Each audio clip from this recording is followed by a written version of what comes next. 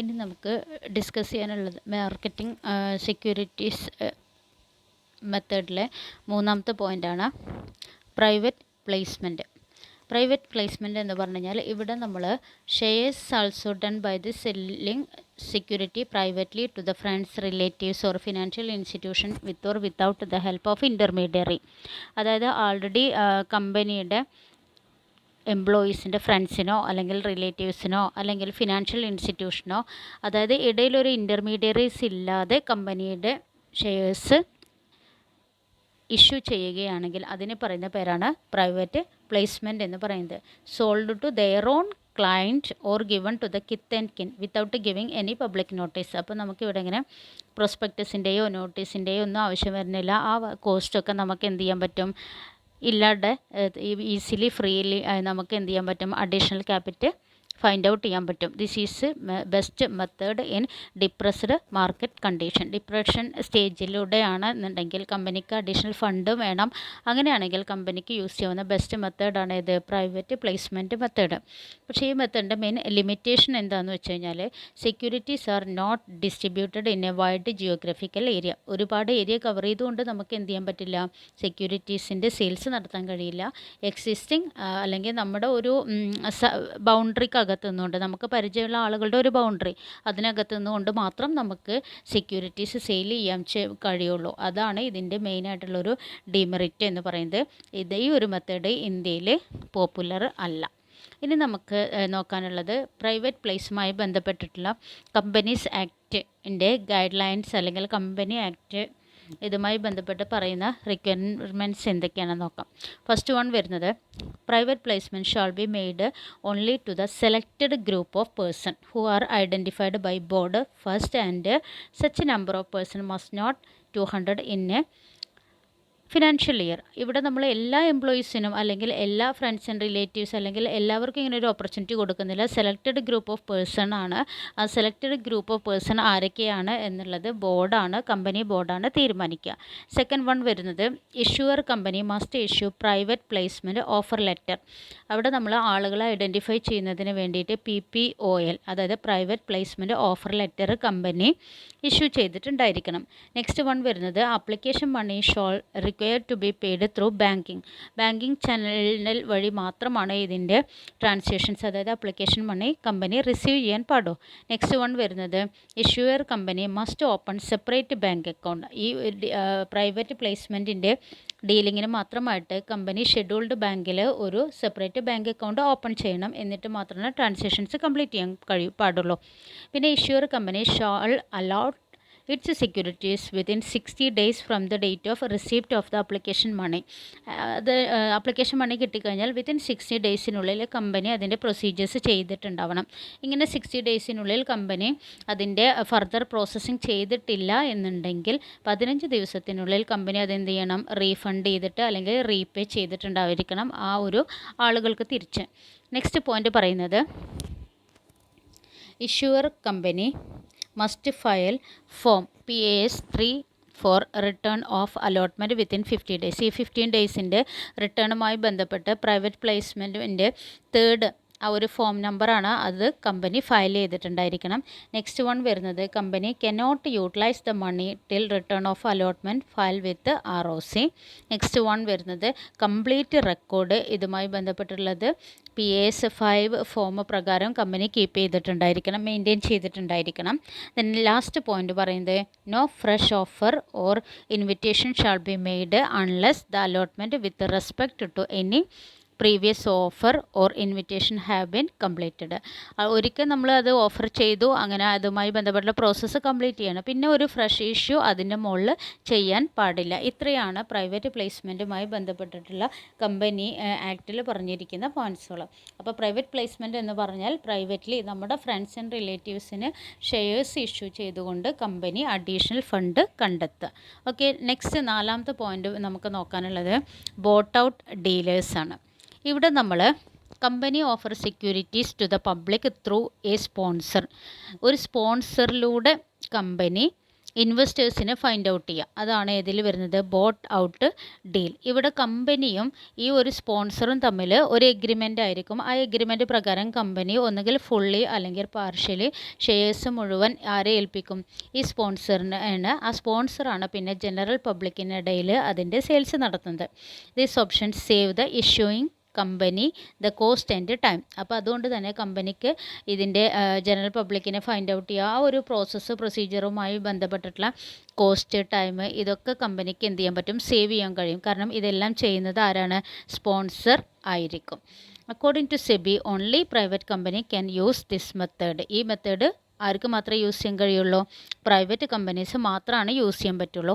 ഇതിൽ 3 പാർട്ടീസാണ് ഉണ്ടായിരിക്കുക. ഒന്ന് പ്രൊമോട്ടർ, മറ്റൊന്ന് sponsor and the third one വരുന്നത് കോ സ്പോൺസർ. അതായത് നമ്മളിപ്പോൾ കമ്പനി ഒരു സ്പോൺസറെ ഏൽപ്പിച്ചു കഴിഞ്ഞാൽ ആ സ്പോൺസർക്ക് ചിലപ്പോൾ ആ ആക്ടിവിറ്റീസ് ബൾക്കാണ് അല്ലെങ്കിൽ അത് വലിയൊരു ഓർഡർ ആണെങ്കിൽ അവർക്ക് വേണമെങ്കിൽ കോ സ്പോൺസേഴ്സിനെ കണ്ടെത്താം. അവിടെ ഇങ്ങനെ ഒറ്റയ്ക്ക് തന്നെ ഫൈൻഡ് ഔട്ട് ചെയ്യണമെന്നില്ല. അവർക്ക് വേണമെങ്കിൽ അവരുടെ ഫങ്ഷൻസ് ഒന്നുകൂടെ സിമ്പിളാക്കാൻ അല്ലെങ്കിൽ സ്മൂത്താക്കാൻ വേണ്ടിയിട്ട് മറ്റുള്ള കോ സ്പോൺസേഴ്സ് അല്ലെങ്കിൽ മർച്ചൻ്റ് ബാങ്കേഴ്സിനെയൊക്കെ അവർക്ക് ഇതിന് വേണ്ടിയിട്ട് യൂസ് ചെയ്യാൻ പറ്റും. The sale price is finalised through the negotiation between the issuing company and the purchaser. ഇവിടെ ഇഷ്യൂയിങ് കമ്പനി ഏത് പ്രൈസ് ആയിരിക്കണം എന്നുള്ളത് ഇഷ്യൂയിങ് കമ്പനി അതേപോലെ പർച്ചേസും തമ്മിലുള്ള ഒരു നെഗോഷിയേഷൻ്റെ ബേസിലാണ് അത് ഫൈനലൈസ് ചെയ്യപ്പെടുന്നത്. ഇനി നമുക്ക് നോക്കാനുള്ളത് ഇതിൻ്റെ അഡ്വാൻറ്റേജസ് ആണ്.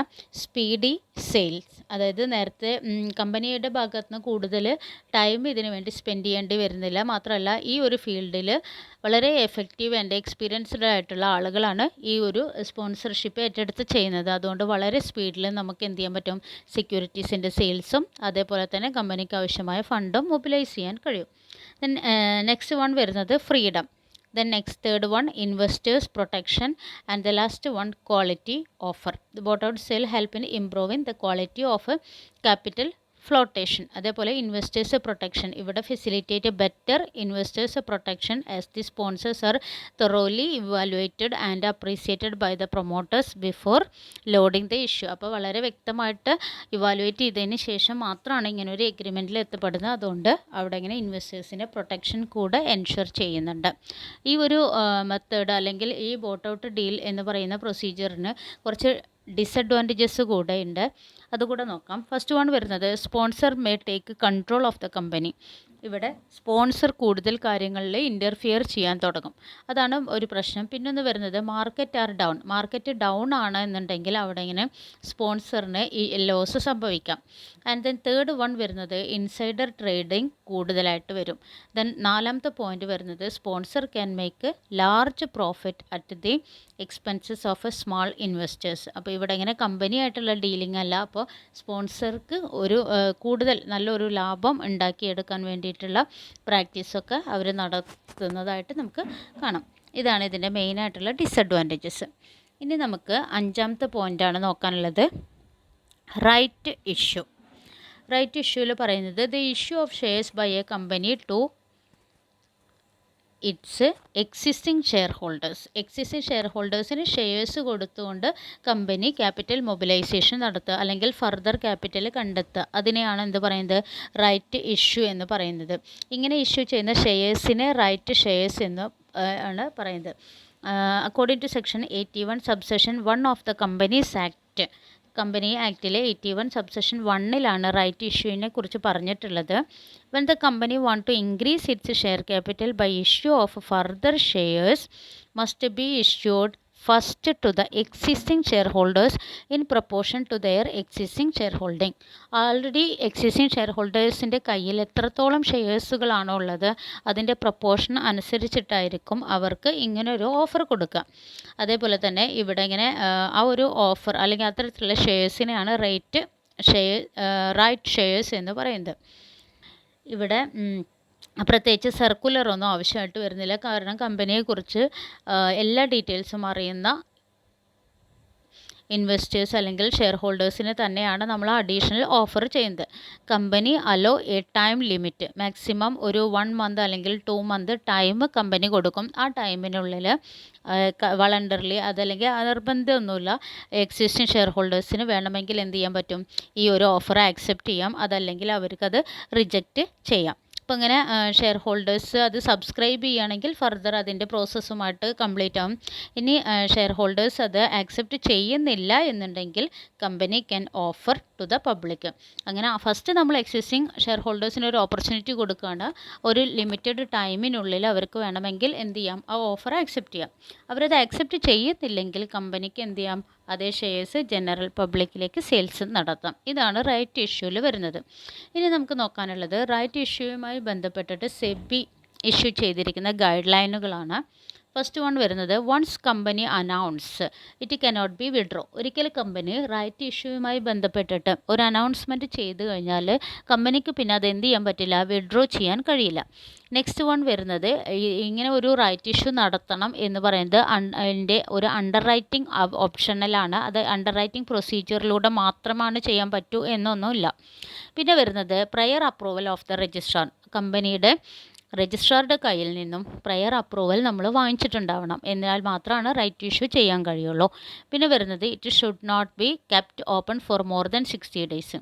അതേപോലെ തന്നെ ഒരു 60 ദിവസത്തിൽ കൂടുതൽ നമ്മൾ ഇതിന് ടൈം കൊടുക്കുന്നില്ല, പക്ഷേ മിനിമം 30 ഡേയ്സ് ആ ഒരു ടൈം ലിമിറ്റ് കൊടുക്കുകയും ചെയ്യും. കൂടുതൽ 60 മുകളിലേക്ക് പോകാൻ പാടില്ല, അതേപോലെ 30 താഴെയും. ഈ ഒരു ടൈം ബൗണ്ടിനുള്ളിൽ എക്സിസ്റ്റിംഗ് ഷെയർ ഹോൾഡേഴ്സിന് വേണമെങ്കിൽ ആ ഓഫർ എന്ത് ചെയ്യാൻ പറ്റും, ആക്സെപ്റ്റ് ചെയ്യാം, അതല്ലെങ്കിൽ അവർക്ക് റിജക്റ്റ് ചെയ്യാം.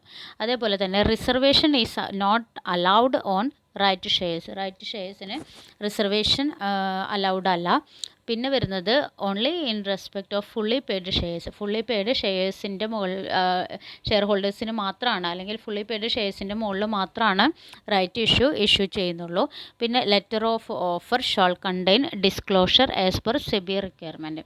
അതിൻ്റെ ആ ഒരു ലെറ്റർ ഓഫ് ഓഫറിൽ സെബിയുടെ റിക്വയർമെൻറ്റ്സ് ഡിസ്ക്ലോസ് ചെയ്തിട്ടുണ്ടായിരിക്കണം. അതേപോലെ കമ്പനി ഈ ഒരു റൈറ്റ് ഇഷ്യൂ ചെയ്യുകയാണെങ്കിൽ the offer should not exceed the amount specified in the prospectus or the letter of offer. പ്രൊസ്പെക്ടസിലോ അല്ലെങ്കിൽ ലെറ്റർ ഓഫ് ഓഫർ ഇതിലെങ്കിലും മെൻഷൻ ചെയ്തിട്ടുണ്ടെങ്കിൽ ആ എമൗണ്ടിൽ എക്സീഡ് ഹൈ ആയിട്ടുള്ള ഒരു എമൗണ്ടിൽ റൈറ്റ് ഇഷ്യൂ നടത്താൻ പാടില്ല. ഇതൊക്കെയാണ് സെബിയുടെ റൈറ്റ് ഇഷ്യൂവുമായി ബന്ധപ്പെട്ടിട്ടുള്ള ഗൈഡ് ലൈൻസ്. ഇനി നമുക്ക് നോക്കാനുള്ളത് ആറാമത്തെ മെത്തേഡാണ് ബോണസ് ഷെയർസ്. ബോണസ് എന്ന് പറഞ്ഞു കഴിഞ്ഞാൽ നമുക്കറിയാം, accumulated reserve are more than its requirement, then the company distribute the whole or a portion of its to the existing shareholders. കമ്പനിയുടെ പ്രോഫിറ്റിൻ്റെ ഒരു ഭാഗം, അക്യുമുലേറ്റഡ് റിസർവിൻ്റെ ഒരു ഭാഗം കമ്പനി എന്ത് ചെയ്യുകയാണ്, ഷെയർ ഹോൾഡേഴ്സിന് ഡിസ്ട്രിബ്യൂട്ട് ചെയ്യുകയാണ് എങ്കിൽ അതിന് പറയുന്ന പേരാണ് bonus. It is not a source of financing. ഇവിടെ നമ്മൾ പുതിയ ഒരു ഫണ്ട് കമ്പനിയിലേക്ക് വരുന്നില്ല. ഇവിടെ സിംപ്ലി എന്ത് നടക്കുന്നുള്ളൂ, കൺവേർഷൻ, അതായത് റിസർവിനെ ഷെയർ ക്യാപിറ്റലാക്കിയിട്ട് മാറ്റുന്നു. ആ ഒരു കൺവേർഷൻ മാത്രമാണ് വരുന്നത്. അതല്ലാതെ ഇവിടെ ഒരു പുതിയ സോഴ്സ് ഓഫ് ഫൈനാൻസിങ് ഇവിടെ നടക്കുന്നില്ല. It is not a source of financing because it does not bring additional cash reserve. It is simply a conversion of reserve into share capital. ഈ ബോണസ് ഷെയർസിനെ നമുക്ക് ഗിഫ്റ്റ് ഷെയർസ് എന്ന് പറയാം. To the existing shareholders. Existing shareholders, അതായത് fully paid shares ആയിട്ടുള്ള held ചെയ്തിരിക്കുന്ന അത്തരത്തിലുള്ള share ഹോൾഡേഴ്സിന് കൊടുക്കുന്ന ഒരു ഗിഫ്റ്റ് ഷെയർസായിട്ട് നമുക്ക് ബോണസ് ഷെയർസിനെ പറയാം. By issuing bonus shares, the company capitalize its accumulated profit. ആ അക്യുമുലേറ്റഡ് പ്രോഫിറ്റ് ഉപയോഗിച്ചുകൊണ്ടാണ് എന്ത് നടത്തുന്നത്, ബോണസ് ഷെയർസ്. ഇവിടെ ഇങ്ങനെ 2 പോയിന്റ് നിങ്ങൾ മൈൻഡിലുണ്ടാവണം. കമ്പനിയിലേക്ക് അഡീഷണൽ ക്യാഷ് റിസർവ് വരുന്നില്ല, അതേപോലെ തന്നെ കമ്പനി ഫുള്ളി പെയ്ഡ് അപ്പ് ഷെയർസിൻ്റെ മുകളിൽ മാത്രമാണ് ഇത് ഇഷ്യൂ ചെയ്യുന്നത്. ഇവിടെ ഒരു സിംപ്ലി എന്തേ നടക്കുന്നുള്ളൂ, ഒരു കൺവേർഷൻ. റിസർവിനെ ആൾറെഡി കമ്പനിയുടെ കയ്യിലുള്ള ഫണ്ട് അത് റിസർവ് ക്യാപിറ്റൽ എന്നുള്ള നിന്നും അതിനെ ഏതിലേക്ക് കൺവേർട്ട് ചെയ്യാണ്, ഷെയർ ക്യാപിറ്റലിലേക്ക് മാറ്റുന്നു. ഇനി നമുക്കിതിൽ നോക്കാനുള്ളത് സെബിയുടെ ഗൈഡ് ലൈനാണ് ബോണസ് ഇഷ്യൂവുമായി ബന്ധപ്പെട്ടിട്ടുള്ളത്.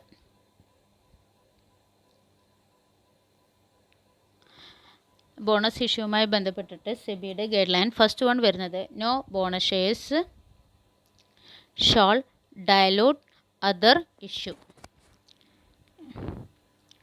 ഷാൾ ആണ് കേട്ടോ.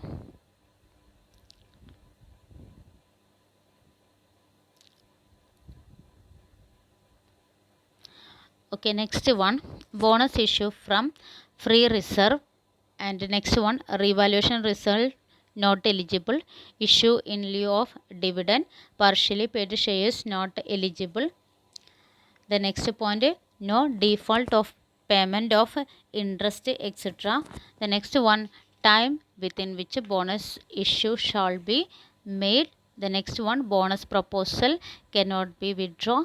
The next one, provisions in the articles. Next one, increase in authorized capital.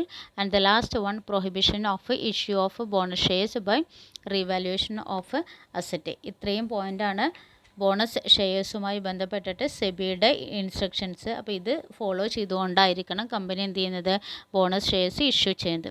അതായത് ബോണസ് ഷെയർസ് ഇഷ്യൂ ചെയ്യാൻ കമ്പനിയുടെ കയ്യിൽ ഫ്രീ റിസർവ് ഉണ്ടായിരിക്കണം.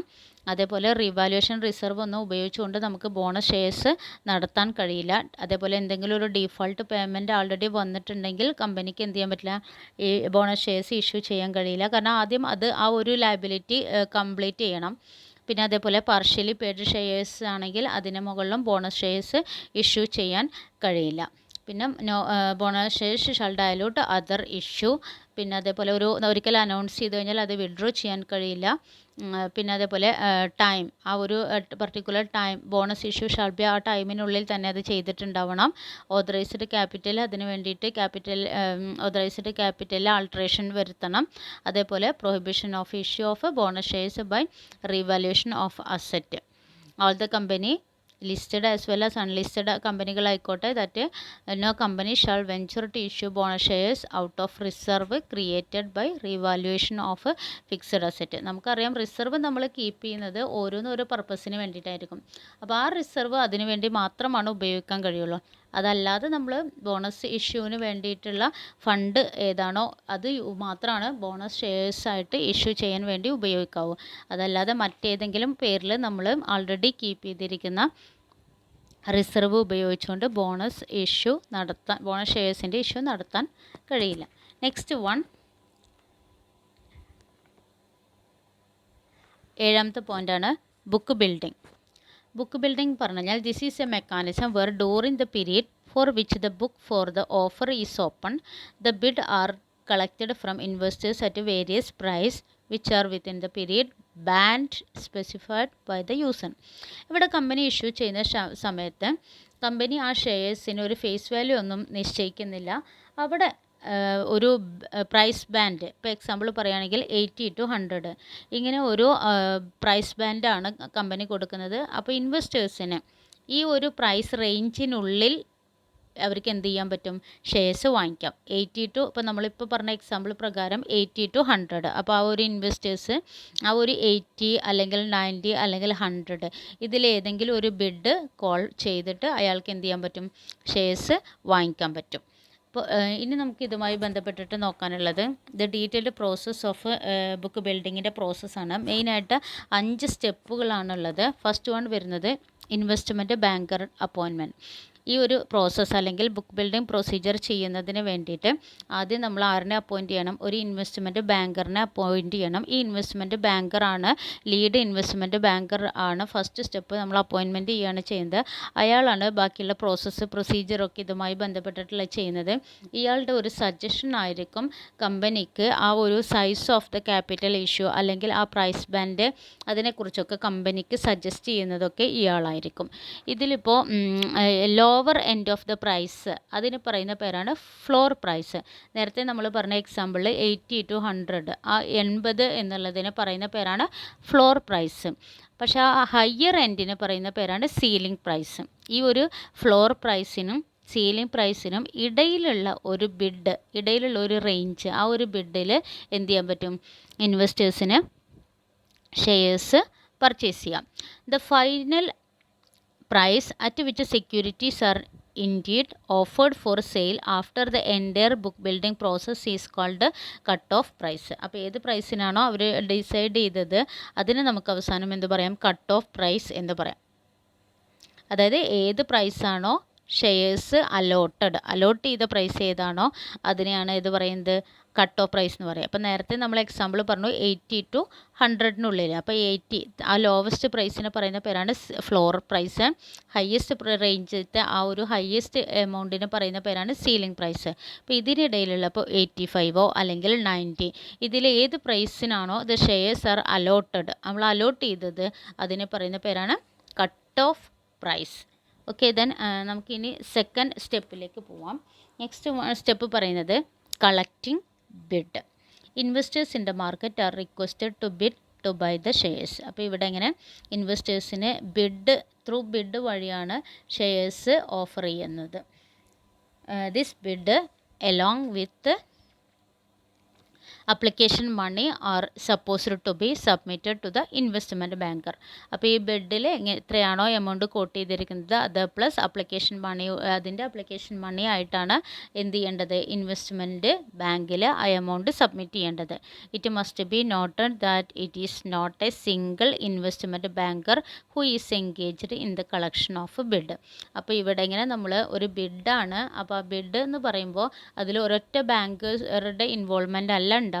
അവിടെ ചിലപ്പോൾ ഒന്നിൽ കൂടുതൽ ബാങ്കുകളുടെ ഒരു ഫങ്ഷൻസ് അല്ലെങ്കിൽ പെർഫോമൻസ് നമുക്ക് അവിടെ കാണാൻ പറ്റും.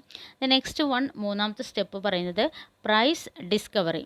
Once all the bid have been aggregated by the lead investment banker they begin the process of price discovery. ബിഡൊക്കെ കഴിഞ്ഞു കഴിഞ്ഞാൽ പിന്നെ അതിലുള്ള ഒരു പ്രൈസ് ഡിസ്കവറി ഇതാര് തന്നെ ചെയ്യുന്നത്? ഇൻവെസ്റ്റ്മെൻറ്റ് ബാങ്കറാണ് ചെയ്യുന്നത്. The final price chosen in simply the weighted average of all the bid. This price is declared as a cut off price for any issue which has received substantial publicity. അപ്പോൾ ആ ഒരു decisions അവസാനം Biddle ഏതാണോ decide ചെയ്തത് അതാണ് price discovery ആയിട്ട് വരുന്നത്. Next നാലാമത്തെ സ്റ്റെപ്പ് പറയുന്നത് publishing. In the interest of transparency, stock exchange all over the world required that companies make public the details of the bid that were received by them. ഇവിടെ ഏത് എമൗണ്ടിനാണോ bid finalise ചെയ്ത് അതിൻ്റെ ഒരു details എന്ത് ചെയ്യണം? Publish ചെയ്തിട്ടുണ്ടായിരിക്കണം. It is the lead investment bankers duty to run advertisement containing the details of the bid received for the purchase of shares for a given period of time. അപ്പോൾ ആ ഒരു ബിഡിങ്ങുമായി ബന്ധപ്പെട്ടിട്ടുള്ളതും അതിൻ്റെ പ്രൈസ് കോട്ട് ചെയ്തതും cut off പ്രൈസും അതൊക്കെ detailed ആയിട്ട് അഡ്വർടൈസ് ചെയ്തിട്ടുണ്ടായിരിക്കണം. ഇതെന്തിനു വേണ്ടിയാണെന്ന് വെച്ച് കഴിഞ്ഞാൽ ഇൻട്രസ്റ്റ് ഓഫ് ദ ട്രാൻസ്പെറൻസി അത് മെയിൻറ്റെയിൻ ചെയ്യുന്നതിന് വേണ്ടിയിട്ട്. ലാസ്റ്റ് സ്റ്റെപ്പ് പറയുന്നത് സെറ്റിൽമെൻറ്റ്. ലാസ്റ്റിൽ the application amount received from the various bidders has to be adjusted and shares have to be allotted. നമ്മൾ നേരത്തെ പറഞ്ഞു ഡിഫറെൻറ്റ് ബാങ്കേഴ്സ് ഉണ്ടാവും. അപ്പോൾ ആ ഡിഫറെൻ്റ് ആയിട്ടുള്ള അവരുടെ കയ്യിൽ നിന്നും നമ്മൾ വേരിയസ് ബിഡ് വഴിയാണ് ഇതിൻ്റെ പ്രോസസ്സ് നടക്കുന്നത്. അതിനുശേഷം adjusted and shares have to be allotted. അപ്പോൾ ആ ഒരു എമൗണ്ട് റിസീവ് ചെയ്ത് അത് അഡ്ജസ്റ്റ് ചെയ്ത് അവിടെ എന്ത് ചെയ്യുക? ഷെയർസ് അലോട്ട് ചെയ്ത് കൊടുക്കുക. അതാണ് സെറ്റിൽമെൻറ്റ് സ്റ്റെപ്പിൽ ചെയ്യുന്നത്. Settlement process ensure that only the cut off amount is collected from the investors in lieu of shares sold to them. Okay, ഇതാണ് അഞ്ചാമത്തെ സ്റ്റെപ്പ്. അപ്പോൾ ബുക്ക് ബിൽഡിങ്ങിൽ 5 സ്റ്റെപ്പുകളാണ്. ഫസ്റ്റ് വൺ വരുന്നത് ഇൻവെസ്റ്റ്മെൻറ്റ് ബാങ്കർ അപ്പോയിൻറ്റ് ചെയ്യുക. Second one collecting bid. Third one price discovery. Next one publishing publicity കൊടുക്കുക. Okay, then last step വരുന്നത് settlement. പബ്ലിഷിങ്ങിൽ പറയുന്നത് അതുവരെയുള്ള പ്രോസസ്സ് എന്തൊക്കെയാണോ അതിനെക്കുറിച്ചിട്ടൊരു വ്യൂ അല്ലെങ്കിൽ അതിനെക്കുറിച്ചിട്ടുള്ള ഒരു സർക്കുലർ അഡ്വർടൈസ്മെൻറ്റ് പാസ് ചെയ്യാം.